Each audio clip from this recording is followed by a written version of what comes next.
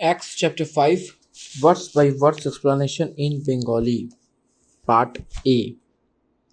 প্রেরিত পুস্তক তার পঞ্চম অধ্যায় বাংলাতে বিস্তারিত আমরা দেখব।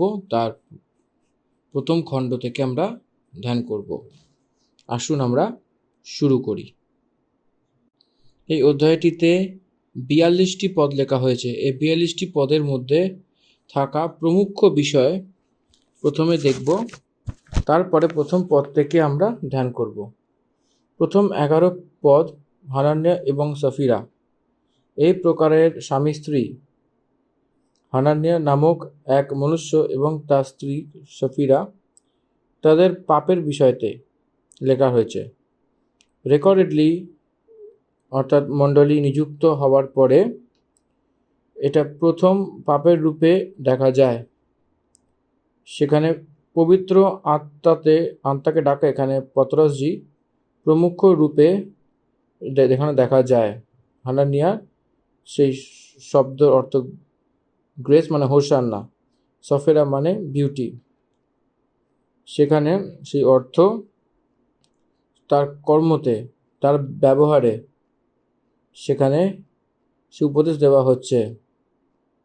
সেখানে 12 থেকে নিয়ে 16 পদ অবধি মণ্ডলীর সামর্থ্য কোন রীতিতে রয়েছে, সেখানে অদ্ভুত কার্য এখানে রয়েছে।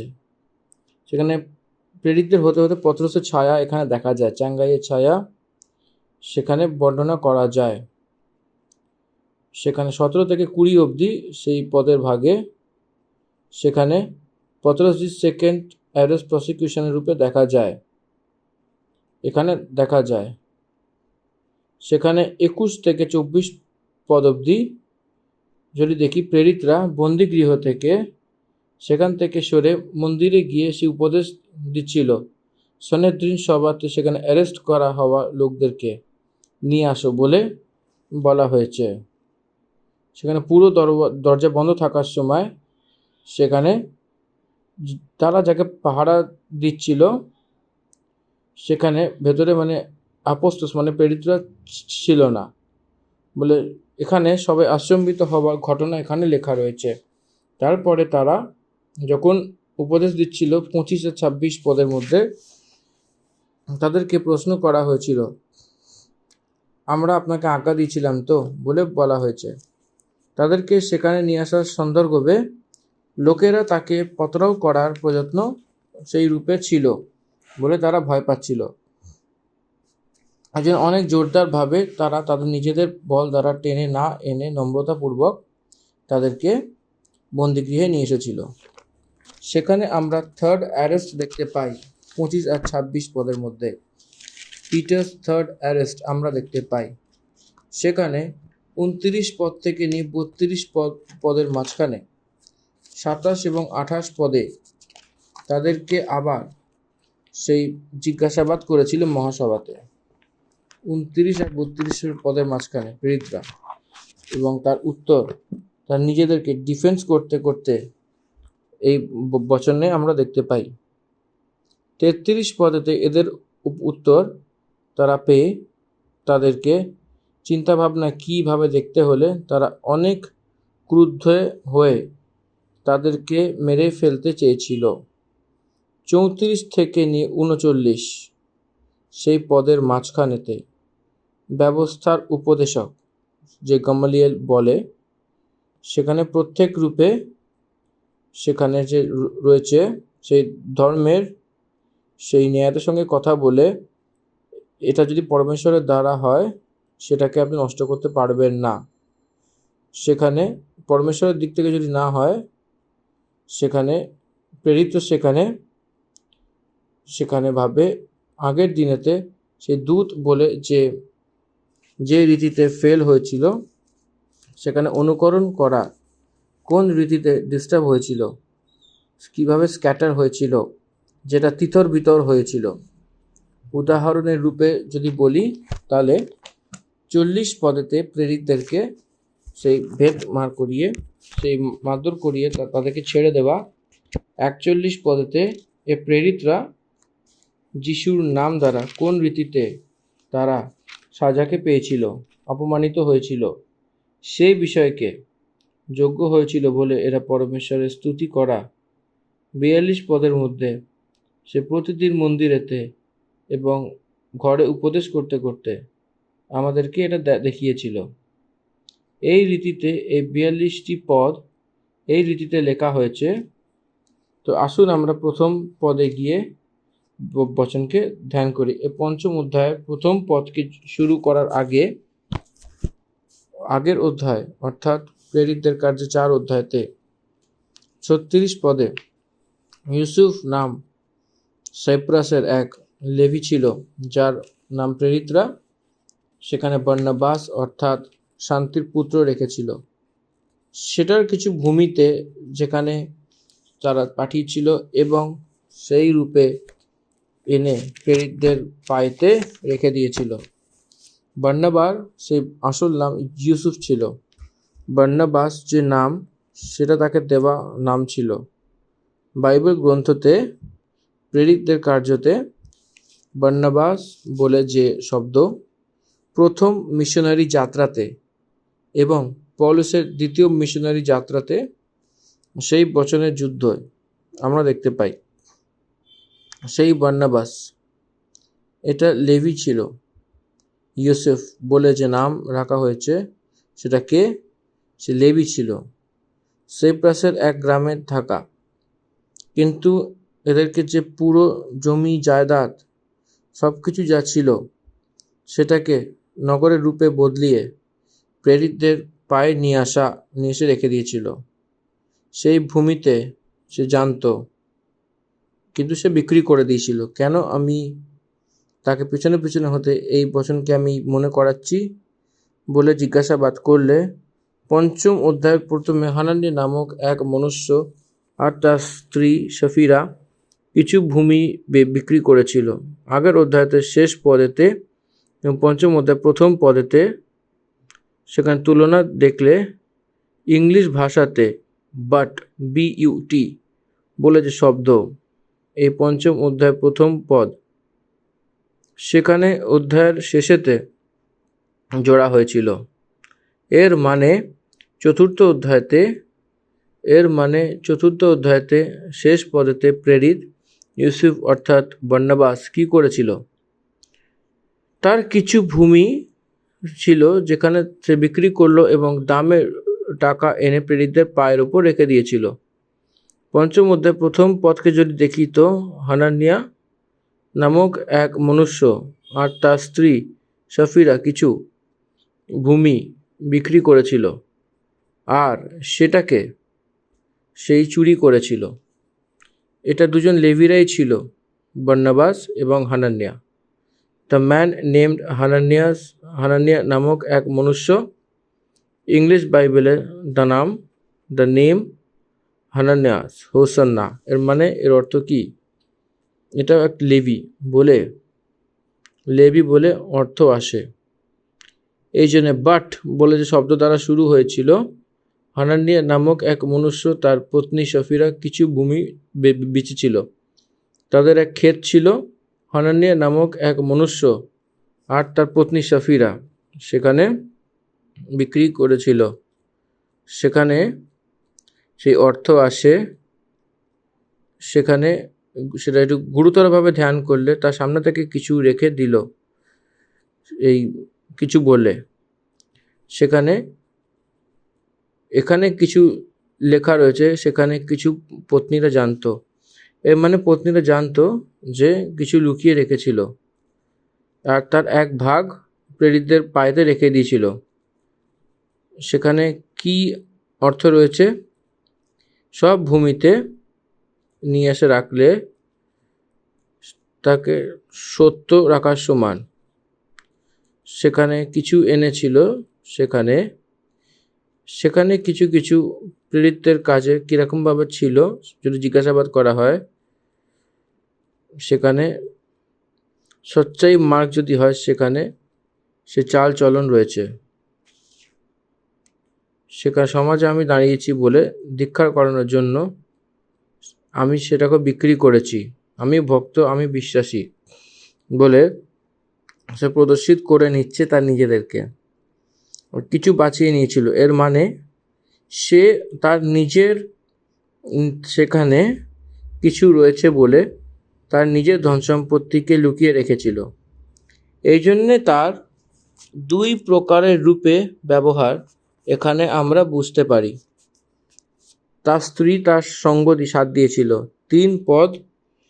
তখন পিতর কহিলেন, অননীয় শয়তান, কেন তোমার হৃদয় এমন পূর্ণ করিয়াছে যে তুমি পবিত্র আত্মার কাছে মিথ্যা বলিলে এবং ভূমির মূল্য হইতে কতটা রাখিয়া দিলে বলে প্রশ্ন করেছিল পিতর।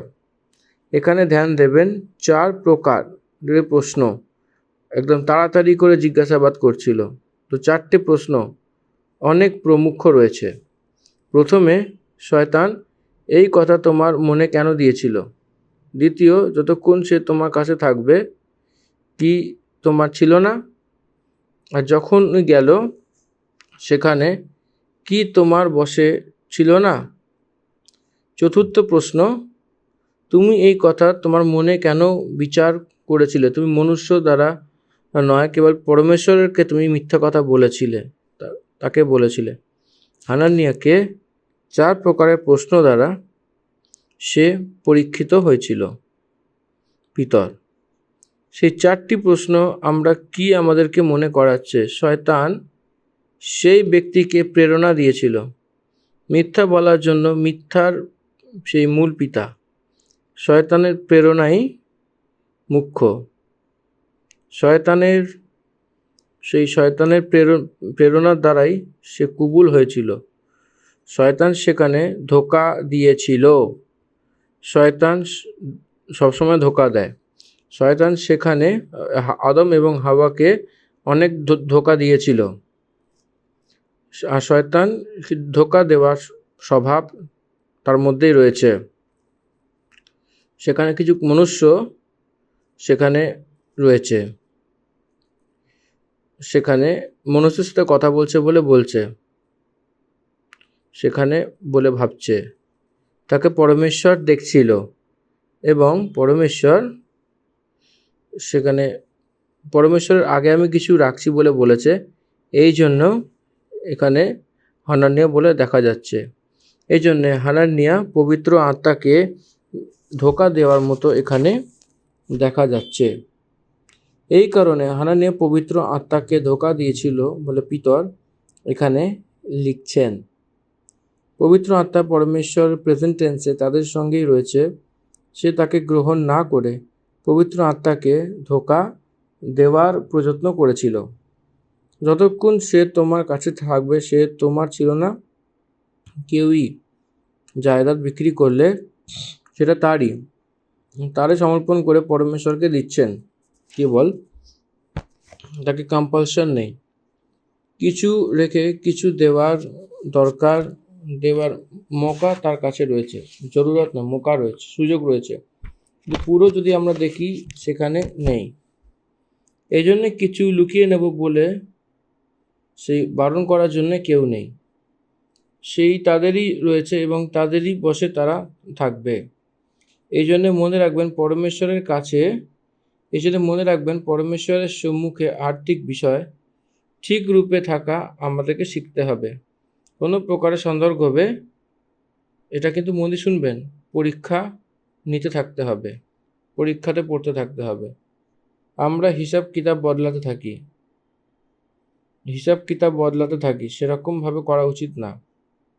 পরমেশ্বর আমাদেরকে ঠিক রীতিতে ধর্মী রূপে থাকার জন্য চাইছিল, তার নিজের দিকে দেখছিল। তার যে ঠিক জীবন হার্দিক বিষয়তেই, তার ধার্মিক জীবন হার্দিক বিষয়তেই বাইরে দেখা যাচ্ছিল।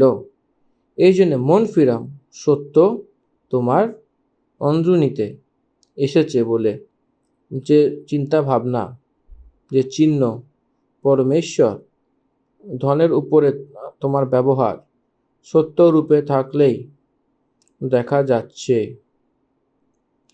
তুমি এই কথা তোমার মনে কেন দিয়েছ? তুমি কেন এরকম ভাবতে লাগলে? তুমি তোমার নিজের বিষয়তে কেন ভাবতে লাগলে? আপনাকে কে বিক্রি করতে বলেছে? কে দিতে বলেছিল? এতটাই বিক্রি করেছি বলে কে বলেছিল? হু সেড, বলার জন্য। দেখুন, ফ্রি উইল অফারিং, পরমেশ্বরকে যা দেওয়া হচ্ছে সেটা ফ্রি উইল অফারিংস, এবং সেখানে ধোঁকাবাজ কেন? তুমি মনুষ্য দ্বারা নয় কিন্তু পরমেশ্বরের থেকে মিথ্যা বলেছ। এই কথাটা শুনতেই হানানিয়া ভেঙে পড়ল এবং প্রাণ ত্যাগ করে দিল, এবং সব শোনার আগে বড় ভয় ছেয়ে গেল। পিতর যখন প্রশ্ন করেছিল, সে প্রশ্ন শুনতেই ইমিডিয়েটলি হানানিয়া সেখানে পড়ে গেল এবং মারা গেল, প্রাণ ছেড়ে দিয়েছিল। সেখানে যতজন ছিল সবাই ভয় পেয়ে গেছিল। পরমেশ্বরের বাক্যতে যদি আমরা দেখি, কেউই তাকে জোরবার জন্য তার সাহস রাখবে না। সেখানে প্রেরিতদের সঙ্গে, সেখানে ফেলোশিপের সঙ্গে জোড়ার সঙ্গে, সেখানে ফেলোশিপ আসার জন্য ভয় পেয়ে গেছিল। কেন? সেখানে তাই সেই প্রকারের সামর্থিক কার্য সেই কলিসিয়াতে প্রথম শতাব্দীতে পরমেশ্বর করেছিলেন। পরমেশ্বর অনেক সামর্থিক কার্য করেছিলেন। লোকদেরকে ভয় ছায়া হওয়ার কার্য পরমেশ্বর করেছিলেন। একবার আপনারা পিছে মুড়ে ইসরায়েলি মিশরি দেশে যখন থাকতো সেই সময়কার মসি যা করেছিলেন, সেই কার্যকে কোন রীতিতে মসিকে দেখে ভয় পেয়ে গেছিল সব মিশর দেশের লোকেরা, সেরকমভাবে পিতর এবং প্রেরিতদেরকে দেখল। প্রথম শতাব্দীতে যেটা ছিল, সে জেরুজালেমের বাসী সবাই কাঁপতে লাগলো, ভয় ছেয়ে গেছিল। 6 পদ, পরে যুবকেরা উঠিয়া তাহাকে বস্ত্রে জড়াইল ও বাহিরে লইয়া গিয়া কবর দিল। জওয়ানেরা ফিউনারাল প্রোগ্রাম কন্ডাক্ট করেছিল। লগভগ 3 ঘন্টার পরে তার স্ত্রী যা কিছু হয়েছিল না জেনে ভিতরে এলো। তো পিতর তাকে বলল, আমাকে বলো, কি তুমি সেই ভূমি এতটাতেই বিক্রি করেছিলে? এর অর্থ হলো, দুটি মানুষের মাঝখানে যে ভাষণ হতো, যে কথাবার্তা হতো, সেই রীতিতে এটা দেখা যেত, কিন্তু ইন্টারনালি পবিত্র আত্মা পরমেশ্বর সেই কথা শুনছিল। কি আপনি ধ্যান দিচ্ছেন? এখন হরেক খ্রিস্টতে এই যে হোশ আসা উচিত, আমি যে কথা বলছি সেখানে এক মনুষ্য দ্বারা রয়েছে। তো আমি পরমেশ্বরের সম্মুখে আর এক ব্যক্তিকে এই রীতিতে কথা বলছি, সেখানে আমি পরমেশ্বরের সম্মুখে, সেখানে সত্যতে রয়েছি, ধর্মীয় মধ্যে রয়েছি, সেই প্রকারের স্থিতিতে কথা বলতে হবে। এই কারণে পিতর বলেছিল, এই জন্য এইটা বলেছিল যে আমাকে বলো যে কি তুমি সেই ভূমি এতটাতেই বিক্রি করেছিলে? সে বলল, হ্যাঁ, এতটাতেই বিক্রি করেছিলাম। তার স্বামীর কি হয়েছিল সে সেটা জানে না, এই জন্য সেও তার স্ত্রী স্বামীর সঙ্গে ব্যবহার করছিল, সেই মিথ্যাকে উইটনেস করেছিল। সেখানে মিথ্যা কথা পরমেশ্বর অ্যাকসেপ্ট করবে না। সেখানে পত্রস সেখানে বলছিল 9 পদ, তাহাতে পিতর তাহাকে কহিলেন, তোমরা প্রভুর আত্মাকে পরীক্ষা করিবার জন্য কেন এক পরামর্শ হইলে? দেখো, যাহারা তোমার স্বামীর কবর দিয়াছে তাহারা দ্বারে পদার্পণ করিতেছে এবং তোমাকে বাহির লইয়া যাইবে। পিতর এখানে কথা বলছিল। সেখানে পরমেশ্বর সেখানে সেই স্ত্রীর ওপরে কি ডিক্লারেশন দিয়েছিল, সেখানে পত্র বিবরণ দিচ্ছিল, তাহাকে ছেড়ে কিছু না। That is the act of a holy spirit. সেখানে সাফিরাস লাইফ, সেখানে পত্রসের হাতে নেই, পরমেশ্বরের হাতে রয়েছে। সেখানে পরমেশ্বরের হাত রয়েছে। সেখানে যখন সে বাণীর রূপে বলছিল, সেখানে পরমেশ্বরের কথার রূপে আমরা নিতে হবে। সেই পরমেশ্বরের ওখানে কথা বলছিল, সেখানে তার পায়ে পড়লো এবং প্রাণ ছেড়ে গেল। সেখানে তোমাকে বাইরে নিয়ে যাবো বলে ভাবনা চিন্তা করলে তার পায়ের ওপর পড়ে গেল এবং প্রাণ ছেড়ে দিল। দেখুন হানানিও পড়ে গেল, প্রাণ ছেড়ে দিয়েছিল। সেখানে সাফিরাও পড়ে প্রাণ ছেড়ে দিয়েছিল। সেখানে সে সাজা এসে গেছিল। সেখানে ধন সম্পত্তির লালচে এখানে ধনের সম্পত্তির সেই লোভে সে কারণ হয়েছিল। এই জন্য যখন সে মারা গেছিল, এই জন্য তার জওয়ান লোকেরা সেখানে গিয়ে তার স্বামীর কাছে গিয়ে পুঁতে দিল।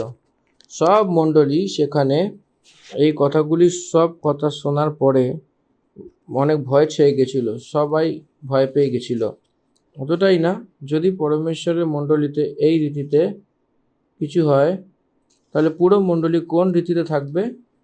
আমি তো আমার কাটানোর দিনে সেই প্রচার করেছিলাম। যদি পরমেশ্বর আর্থিক রূপের বিষয়তে হানানে এবং সফিরাকে যেটা হয়েছিল সেই রীতিতে করে, তো আজকের দিনেতে মণ্ডলীতে কতটাই লোকজন জীবনযাপন করে থাকবে। অনেক লোকেরা মারা যাবে। কেন? ভেতরে এক বাইরে এক, অন্দরুনিতে সেখানে হার্দিক বিষয়তে পরমেশ্বরের উপরে আলাদা আলাদা প্রকারের রূপে আমরা ব্যবহার যদি করি, তো এই রীতিতে থাকলে মণ্ডলী কতটা জীবিত থাকবে। অনেক লোকেরা মারা যাবে। কেন? বাইরে এক, ভেতরে আর এক, অন্দরুনিতে এক, ভাইয়ের রূপে এক। আর্থিক বিষয়তে পরমেশ্বরের উপরে আলাদা আলাদা অধিকারের ব্যবহার করে সেই মন বলে পরমেশ্বরের সেই কাছে আরাধনাকে করার জন্যে আসছিল।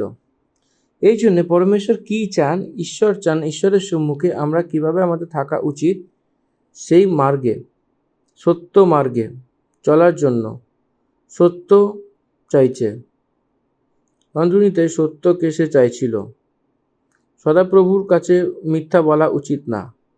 ভাই লোকেদের সামনে ঠিক সর্বদা সত্যি কথাই বলা উচিত, সত্যই বলা উচিত। আপনারা এক অন্যকে সত্যই বলবেন বলে আজ্ঞা দিয়েছেন প্রভু। একজনে যে শুনছেন এবং সবাইকে ভয় ছেয়ে গেছিল। এক একের পদ, এক একের শব্দ, তার সামর্থ্যকে আমরা দেখতে পাই। কেবল ভয় পাওয়া শুধু নয়, বড় ভাই বলে বড় ভাই করা বলা, সেখানে সব লোকদেরকে বলা, কেবল কিছু লোকই বলে শুধু নয়, সব যারা শোনে সব বড় ভয় ছেয়ে গেছিল বলে লেখা হয়েছে। আরেক ব্যক্তি পরমেশ্বরের সম্মুখে নিজের সত্যকে সত্য মার্গে চলতে হবে বলে অ্যাকসেপ্ট করেছে, জেনে নিয়েছে। 12 পদ থেকে নিয়ে 16 পদের ভাগে যদি আমরা দেখি, মণ্ডলীতে থাকা প্রেরিতদেরকে প্রভাব, তার সামর্থ্য কোন রূপে থাকছে এইখানে আমাদেরকে বলা হচ্ছে। এবং গুরুত্বপূর্ণভাবে একটা বিষয় এখানে আপনাদের কাছে আমি তুলে ধরব, এবং সেগুলি পারলে আপনারা একটু নোট করবেন যাতে আপনাদের বুঝতে সেটা সুবিধে হয়। প্রেরিতদের হাত দ্বারা অনেক চিহ্ন এবং অদ্ভুত কার্য হয়, মনুষ্যদের মাঝখানে দেখা যায়, এবং সেগুলো সব কিছু দেখা যেত বলে বিস্তারিত বলা হয়েছে। আর তারা সবাই একচিত্ত হয়ে সুলেমন এবং সবাই মিলে সবাই একজোট হয়ে থাকতো।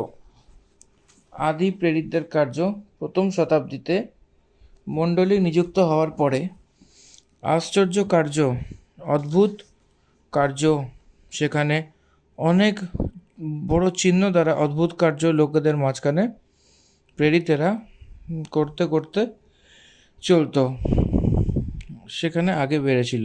এই জন্যে এই রীতিতে সেই জিনিস করার কারণে সুসমাচার অনেক দৃঢ় হয়েছিল। যারা বিশ্বাস করে তারা বিশ্বাস করার জন্য সুযোগ পেয়েছিল সুলেমনের এবং সবার। এর অর্থ সে মন্দিরে একটা পাঠ, সেখানেই তারা ছিল, সবাই সেখানেই বাস করছিল, পরমেশ্বরের কার্যকে সেখানেই করতে করতে আসছিল। বাস্তবিক রূপে দেখতে গেলে এরা সবাই গলিল ছিল, বাস্তবিক রূপে দেখলে এরা সব গলিলের লোক ছিল। এরা অনেক সাধারণ লোক ছিল, এক সাধারণ রীতির যিহুদি লোক ছিল এরা, প্রেরিতরা। কিন্তু মন্দিরে এরা যেটা করছিল সেই কার্য লেবী লোকেরা, যাজক লোকেদেরকে, ভবিষ্যৎ বক্তারা যারা করতে পারছিল না সেই কার্য এরা করছিল। এই কারণে সবার মধ্যে ভয় ছেয়ে গেছিল, কিন্তু আর অন্যদের মধ্যে কোনো হেয়াও হতো না যে তাদের মধ্যে গিয়ে মেলে, যাতে লোকেরা তার প্রশংসা করে। বাকি সবাই তাদের সঙ্গে দেখা করার জন্য ভয় পাচ্ছিল। কেন জানেন? লোকেরা তাদের বড়াই করত এবং বিশ্বাস করার জন্য অনেক পুরুষ স্ত্রী প্রভুর মণ্ডলীতে অনেক বড় সংখ্যাতে মিলতে লাগলো।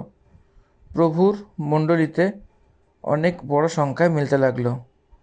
5,000-এর রূপে যে মণ্ডলী ছিল সে ডে টু ডে সেটা বাড়তে লাগছিল, সংখ্যা অনেক বাড়তে গেল। সব জেরুজালেমে কনভার্সন হচ্ছিল। প্রেরিতদের কার্য প্রথম 7 অধ্যায়তে আমরা জেরুজালেমে যেটা দেখেছিলাম সেই ঘটনাকে বর্ণনা করা হচ্ছে। এই জন্য বিশ্বাসীরা প্রভুর পক্ষে যাচ্ছিল, লোকেরা মন ফেরাচ্ছিল, লোকেরা বিশ্বাসীদের রূপে বদলাচ্ছিল, পবিত্র আত্মার সামর্থ্য দ্বারা ভরে যাচ্ছিল, সাক্ষর রূপে বদলাচ্ছিল, সদাপ্রভুর কার্যকে অনেক সামর্থ্যভাবে প্রচার করছিল। সুসমাচার মহাসামর্থ্য দ্বারা অনেক প্রচণ্ড রূপে সেখানে যাচ্ছিল। সেখানে লোকেরা অসুস্থ লোকদেরকে রাস্তায় এনে এবং কটলমে সে শুয়ে দিচ্ছিল। যখন পিতর আসে তার ছাই তার উপর থেকে কারোর উপর পড়ে যায়। লোকেরা কি করত? সেখানে অসুস্থদের রাস্তায় এনে খাটিয়াতে শুয়ে দিত, যতক্ষণ পিতরের পরছায়া তার উপর না পড়ে। মানে পতরস যেখানে যেখানে চলতো সেখানে এমনভাবে ছিল যে তার ছায়া সেই অসুস্থ ব্যক্তির ওপর যাতে পড়তে পারে। যীশু খ্রিস্টের যে ছায়া পড়তেই সবাই সুস্থতা প্রাপ্ত হতো, কোথাওই লেখা তো কিন্তু হয়নি, কিন্তু ভক্ত পিতরের ছায়া পড়তেই সেখানে চাঙ্গাই আসতো বলে লেখা হচ্ছে। এই জন্য প্রভু যীশু খ্রিস্ট বলেছেন যে আমার উপর বিশ্বাস করো, সেখানে আমার থেকেও সামর্থ্য কাজ করবো। যদি আমার প্রতি বিশ্বাস করো, আমার থেকেও বড় বড় কাজ করবে। এই জন্য পবিত্র আত্মা পরমেশ্বর তার শিষ্যদেরকে অনেক বড় বড় কার্য করাচ্ছিলেন। জেরুজালেমের আশপাশের নগর থেকে আর অশুদ্ধ আত্মা থেকে সেখানে এবং একজোট করে এনেছিল। সেখানে সবাইকে সুস্থতা প্রদান করা হতো। এখানে কিছুজন অনেক লোকে, এখানে যত অসুস্থ লোকেরা ছিল, অতৃপ্ত আত্মা দ্বারা গ্রস্ত ছিল, সবাই যত অতৃপ্ত আত্মা দ্বারা পীড়িত হতেছিল সেই সবাইদেরকে চাঙ্গাই যীশু খ্রিস্টের কাছে যে আসতো তাদেরকে ছুটকারা পাওয়া যেত। যীশু খ্রিস্টের বিশ্বাস যারা করতো তারা চাঙ্গাই পেত এবং পদ বলে। যদি আমরা দেখি 16 পদ অবধি দেখি, লোকেদের ভিতরে সেই একটা চেঞ্জ, সেরকম প্রেরিতদের দ্বারা হতে চলা একটা কাজ। সেখানে আমরা যদি দেখি সেখানে সুসমাচারকে স্থির করছে, সেখানে দেখা যায়। তো আসুন আমরা দেখি 17 থেকে 22 পরে এখানে মহাযাজক এবং তার সাথীরা যে সদ্দুকীয়দের পন্থে ছিল সেখানে ঢাস দ্বারা ভরে উঠিল এবং তাদের হৃদয় সবাই ক্রোধে ভরে গেল। প্রেরিতদেরকে অনেক সামর্থ্য দ্বারা ধরে নিয়েছিল। This is the second arrest. আমরা 4th অধ্যায়তে দেখেছিলাম প্রেরিতদেরকে তারা অ্যারেস্ট করছিল। সেখানে 4th অধ্যায়ের 2য় ভাগে পদে আমরা দেখতে পাই সেখানে সে হাওয়ালাতে রেখে, মানে জেলে রেখেছিল, কারণ সন্ধে হয়ে গেছিল। আর যদি আমরা 5ম অধ্যায়তে দেখি সেখানে প্রেরিতদেরকে ধরিয়ে বন্দিগৃহে বন্ধ করে দিয়েছিল বলে 18তে লেখা রয়েছে। সেখানে সেই রাতে একটা স্বর্গদূত এসে একটা মিরাকেল হয়েছিল, সে বন্দিগৃহে সেখানে বাইরে এনেছিল। স্বর্গদূতেরা বলেছিল, যাও মন্দিরে দাঁড়িয়ে যাও এবং এই জীবনের সব কথা লোকদেরকে শোনাও বলে বলা হয়েছে স্বর্গদূতেরা। 21 পদ, তারা এটা শুনে ভোর হতেই মন্দিরে গিয়ে উপদেশ দিতে লাগলো। তখন মহাযাজক আর তার সাথীরা মহাসভাকে আর ইসরায়েলিদের সব পুরনীয়কে একজোট করেছিল আর বন্দিগৃহে পাঠিয়ে দিল যে তাকে আনা হয়। কিন্তু পেয়াদারা সেখানে পৌঁছে তাকে বন্দিগৃহে পায়নি এবং ফিরে চলে গেল। আপনারা দেখুন 19 পদে, যেখানে একটা বিশেষ কথা বলা হচ্ছে, কিন্তু রাত্রিকালে প্রভুর এক দূত কারাগারের দ্বার সকল খুলিয়া দিলেন ও তাহা দিগকে বাহির আনিয়া কহিলেন, তোমরা যাও। কিন্তু এরা যখন গেছিল তখন বন্দিগৃহের দুয়ারের দরজা বন্ধই ছিল, এর মানে তালা যেরকম লাগানোই ছিল, কিন্তু ভেতরে সব গায়েব হয়ে গেছিল। আর সে বন্দিগৃহে দরজা যদি না খুলতো, ফিজিক্যাল বডিতে যেটা ছিল, যে পিতর আর যোহন অ্যাপোস্টলস বাইরে আসতে পারছিল না, এই জন্য সেই গেটসকে খুলে তারপরে আবার বন্ধ করার মতো স্বর্গদূতেরা করেছিল।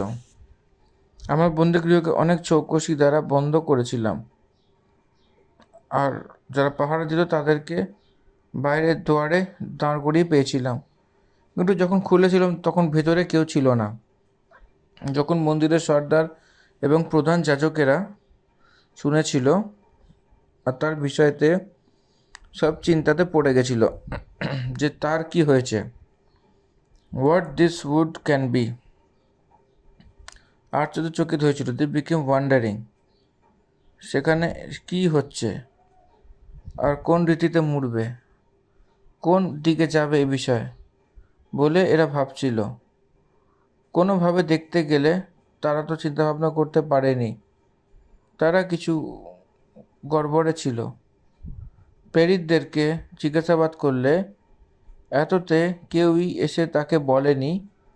প্রেরিতদেরকে দেখলে তারা অন্য কথা বলছিল, মুসির বিষয়তে সেখানে বলছিল, যীশুখ্রিস্ট প্রভুর বিষয়তে বলছিল, যীশুখ্রিস্টের প্রতি বিশ্বাস করাতে সে উদ্ধার বলে সে বলছিল, যীশুখ্রিস্টের নামে উদ্ধার পেতে হবে বলে প্রেরিতরা বলছিল। সেটা ব্যবস্থাতে ওল্ড টেস্টামেন্টে দেখা যাচ্ছিল না। এটা কি নতুন প্রচার? সেটা একটা কনফিউশনে রয়েছে। 25 পদ, এখানে কেউ এসে তাকে বলল, যাকে তুমি বন্দিগৃহে বন্ধ করিয়ে দিয়েছিলে, সে মানুষ মন্দিরে দাঁড়িয়ে সেই লোকদেরকে উপদেশ দিচ্ছিল। তখন সর্দার পেয়াদাদের সঙ্গে গিয়ে তাদেরকে নিয়ে আসলো, কিন্তু বলপূর্বক নয়, কারণ তারা লোক দ্বারা ভয় পাচ্ছিল যে আমার ওপর পতরাও না পড়ে। That was the third arrest. 18 পদেতে তারা জবরদস্তি ধরে নিয়ে এনেছিল, and that was the second arrest. Third arrest 26 পদে, বলপূর্বক নয়, তাদেরকে নিয়ে এসেছিল। অ্যাপোস্টলসও তাদেরকে যখন ডাকা হতো তখনই আনতো, তখন যাচ পড়তাল করতো, আমরা আসবো কিনা বলে, কিন্তু বলেনি। তারা গেছিল সেখানে, সে বিশ্বাসীদের করে একটা গুণ ছিল, সেখানে অধিকারকে আদর করে তারা গেছিল। 27 পদে আমরা সনিদ্রিনের বিবরণ দেখতে পাই, সেকেন্ড ট্রায়াল দেখা যায়। এর মানে প্রেরিতদেরকে সেখানে জিজ্ঞাসাবাদ করেছিল সে মহাসভার সামনে। সেখানে মহাযাজক তাকে জিজ্ঞাসা করলো যে আমি তোমাদেরকে আজ্ঞা দিইনি যে তুমি এই নাম দ্বারা উপদেশ না করো? তো দেখো যে সেখানে সে উপদেশ দ্বারা ভরে দিয়েছিলে, সেখানে তার ব্যক্তির লহু আমার গর্দনে আনতে চাও, সেই ব্যক্তি মানে যীশু খ্রিস্টের লহু আমাদের গর্দনে তুমি আনতে চাও বলে জিজ্ঞাসাবাদ করছিল। সেটা এক মৃত্যুর সাজার রূপে নিমিত্ত করা হয়েছিল। পিলাতুস সাজা দেওয়ার মতো সে বানিয়েছিল সেই বিষয়টিকে। আর এখানেই শুরু হয় একটা একটা একটা বিশেষ টুইস্ট। আর এর মধ্যে থেকেই কিন্তু অনেকটা গভীরভাবে এগোনো যায়। আশা করি আপনারা এটা বুঝতে পারছেন। সে মৃত্যুর সাজার রূপে তাকে দেওয়া হয়েছিল। পিলাতুস সাজা দেওয়ার মতো সেই বিষয়কে তারা বানিয়েছিল। কে? জিহুদিরা, যে সর্দার ছিল। আর এখন এরা যেটা করছিল, সুসমাচারের কার্য, সব লোকেরা সেই ধর্মের সর্দারের উপরে বিরুদ্ধ হয়ে দাঁড়িয়ে সেইখানে ধর্মীকে সেখানে মেরে ফেলেছিল। সেই এদের ওপর দোষ বদলে গেছিল। এখানে তাদের উপর এক দোষের রিভোল্ট আসছিল, তারা সবাই ভয় পাচ্ছিল। 29 পদ, তখন তারা উত্তর দিলেন, মনুষ্যের আজ্ঞা, পরমেশ্বরের আজ্ঞার পালন করাই আমাদের কর্তব্য। আমাদের বাপ দাদাদের পরমেশ্বর যিশুকে পুনরুত্থান করেছিল, যাকে তুমি সেখানে ক্রুশে দিয়ে মেরে ফেলেছিলে। সেখানে পরমেশ্বর তার উদ্ধারকর্তা করে তার দক্ষিণ হস্তে সেইভাবে উচ্চকৃত করে তাকে পরিচয় দিয়েছে, যে ইসরায়েলিদের মন ফিরাওয়ের শক্তি এবং পাপের ক্ষমা সেখানে একটা ভড়কে গেছিল। সেখানে একটা বিশেষ কথা, পরমেশ্বর যীশুখ্রিস্টকে মৃতদের মধ্যে থেকে পুনরুত্থান করে সেই মৃত্যুকে জয় করে পাপের ক্ষমা করিয়াছিলেন। পরমেশ্বর নিজেই যীশুখ্রিস্টকে অধিপতি রূপে সেখানে তার দক্ষিণ হস্তে তাকে বসিয়েছিল। এই যে প্রচার তাদের ভালো লাগেনি। এখানে সেই ধর্মশাস্ত্র যে দেখা যাচ্ছিল যীশুখ্রিস্ট প্রভুর সে গুপ্ত বিষয় তাদের প্রকট হয়নি। যে পবিত্র আত্মা দ্বারা যে বিশ্বাস করছিল, তাদেরকে বিশ্বাস যে করছিল কেবল সেই লোকদেরকে প্রকট হবে বলে বাক্য আমাদেরকে বলছে। এই জন্যে অবিশ্বাসী রূপে যারা রয়েছে তাদেরকে সেই সত্য গুপ্ত কথা প্রকট হবে না। তো 32 পদে এটাই বলে, আমরা এই কথা, আসুন 32 পড়ি। এই সকল বিষয়ের আমরা সাক্ষী, এবং যে আত্মা ঈশ্বর আপন আহ্বান দিগকে দিয়েছেন সেই পবিত্র আত্মাও সাক্ষী।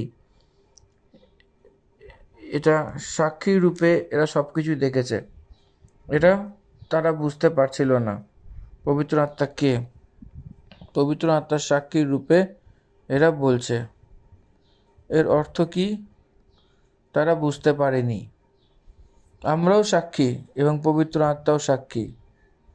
পরমেশ্বর সেই আজ্ঞাকারিতা যতজন হয় তাদেরকে পবিত্র আত্মা প্রদান করেছিলেন।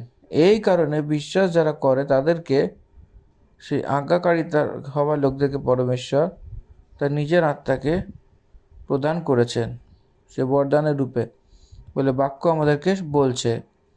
তারপরে 33 পদেতে পিতর এবং যোহন্না যেটা দিয়েছিলেন যে সাক্ষী, শুনে সব ভয় পেয়ে গেছিল। অ্যাপোস্টলসের উইটনেসের জন্য অনেক ক্রুদ্ধ হয়ে তারা জ্বলে গেছিল এবং তাদেরকে মেরে ফেলতে চেয়েছিল। সেই উদ্দেশ্যতে পৌঁছেছিল। আর এখন তো লাভ নেই, এদেরকে তো মেরে ফেলেছিল। এদেরকে মুছে দিয়েই এই সমস্যার সুলঝাব করা যায়, না তো সেই ধর্ম স্থির থাকবে না বলে একটা নির্ণয়তে এসে গেছিল। তখনই যদি আমরা দেখি 34 পদে, সেই মহাসভাতে, যে সানেদ্রিন সভা বলা হয়, সেই সভাতে গামালিয়েল নামক এক ফরিসি, যে ব্যবস্থাতে এবং সব লোকদেরকে মাননীয়তা ন্যায়ালয়তে দাঁড়িয়ে প্রেরিতদেরকে একটুখানি সময়ের জন্য বাইরে করে দেওয়ার আজ্ঞা দিয়েছিল, তারা কথা বলছিল গামালিয়েলের সেই চরণে প্রেরিত পলস ব্যবস্থার সেই শিক্ষা পেয়েছিল বলে বাক্য বলছে। দ্য স্কুল অফ গামালিয়েলের পাঠশালা।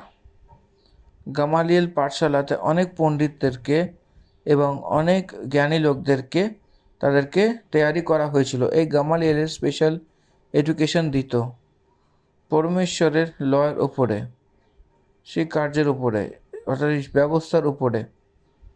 সে তারা উঠে একটা জিনিস বলেছিল, সেটাকে বলবার আগেই এদেরকে একটুখানির জন্য বাইরে পাঠিয়ে দেওয়ার জন্য আজ্ঞা দিয়েছিল। কেন এদেরকে বাইরে পাঠানোর জন্য বলেছিল? বিকজ তাদের জন্য স্বয়ং কথা বলতে চাইছিল মহাসভার লোকজনেরা। সেই বিষয়ের জন্য প্রেরিতরা শুনবার দরকার নেই বলে তাদেরকে বাইরে করে দিয়েছিল। 35 পদে তখন সে বলল, হে ইসরায়েলিরা, তোমরা যা কিছু মনুষ্যদের সঙ্গে করতে চাইছো চিন্তা ভাবনা করে করো। ওয়ার্নিং দিয়েছিল পরমেশ্বরের দাস। কেন বলছিল এই কথা? অনেক সাবধানীতা থাকতে বলছিল। আপনারা এটাকে মেরে ফেলতে চেয়েছিলেন, আর সেটা একটা হত্যা হওয়ার একটা বিপদ ছিল। সদাপ্রভু আপনাদেরকে ন্যায়স্থানে ন্যায় রূপে দাঁড় করাবেন, কারণ এই দিনের আগে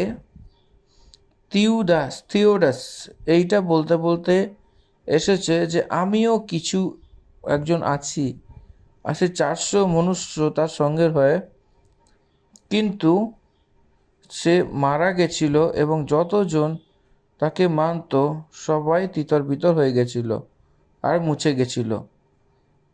অনেক 400 মানুষ তার সঙ্গে হয়েছিল থিওডাসের কাছে, সেও মারা গেছিল, আর বাকি সবাই তিতর বিতর হয়ে গেছিল।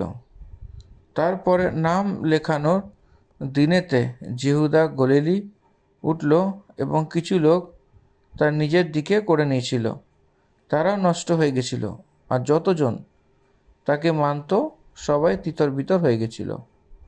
2 এক্সাম্পলস গামালিয়েল এখানে দিয়েছিল। এই জন্য আমি এটাই বলছি যে বলবার আগেই 2টি উদাহরণ দিয়েছিল, একটা থিওদাস সেই বিষয়ে, সেখানে যে জিহুদা গলিলি ছিল। এই জন্য আমি তোমাদিগকে বলছি যে এই মানুষদের থেকে দূরে থাকো, আর এদের মধ্যে কোনো প্রত্যাশা রেখো না, কারণ যদি এই ধর্ম কর্ম মনুষ্যদের দিক থেকে হয় তখন তুমি মুছিয়ে যাবে। গ্রেটেস্ট প্রিন্সিপাল আজকেও এই সত্য, সেখানে যদি হয়তো সেটা ব্যর্থ হয়ে যাবে। আর পবিত্র আত্মার দিক থেকে যদি হয় সেটা সফল হবে। মাতা মারিয়ামকে গাব্রিয়েল যেটা বলেছিল সেটা এটাই, যা হয় সেটা পরমেশ্বরের দিক থেকে হয়, সে সফলই হবে। যদি পরমেশ্বরের দিক থেকে যদি কিছু না হয় তো প্রভাব রহিতই হবে। সেখানে সেই টিচিং এখানে গামালিয়েল দিয়েছিল। আর যদি পরমেশ্বরের দিক থেকে সেটা হয় আর তুমি তাকে তথাপি মেটাতে পারবে না, সেখানে এটা না হয় যে তুমি পরমেশ্বরের সঙ্গে তুমি লড়াই করো, সেখানে